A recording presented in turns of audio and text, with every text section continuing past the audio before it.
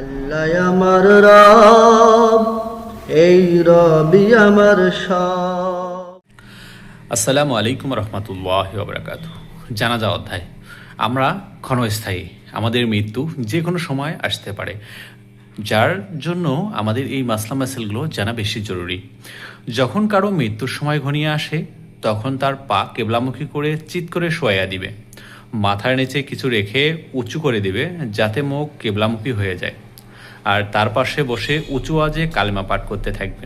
আশা করি কালেমা শুনে সে নিজেই কালেমা পড়তে থাকবে, কিন্তু তাকে কালেমা পড়ার আদেশ করবে না, কারণ সেটা কষ্টের সময়। সুতরাং বিরক্ত হয়ে সে কোনো অসঙ্গত শব্দ উচ্চারণ করতে পারে।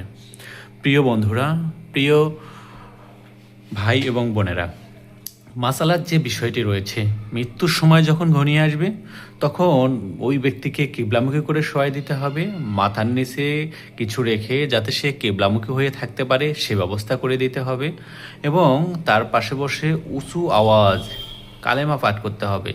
কালেমা শুনে যদি সে নিজেই কালেমা পাঠ করতে পারে তাহলে তো তার জন্য কত উত্তম, এবং যদি সে পাঠ না করতে পারে কষ্টের সময়, অসঙ্গত আচরণ করতে পারে। সেজন্য আমাদের খেয়াল রাখতে হবে কারো মৃত্যুর সময় যেন এটি আমরা করতে পারি। আল্লাহ আমাদের তৌফিক দান করুক যে কারো মৃত্যুর সময় আমাদের যখন সামনে ঘনিয়ে আসবে, আমি আপনি সকলে মিলে, তখন যেন আমরা কিবলামুখীর দিকে হয়ে থাকতে পারি, এবং আমার সামনে যিনি থাকবে তাকেও যেন আমরা কিবলামুখী করে রেখে কালেমা পড়তে পারি। আল্লাহ আমাদের তৌফিক দান করুক। আসসালামু আলাইকুম রহমতুল্লাহ।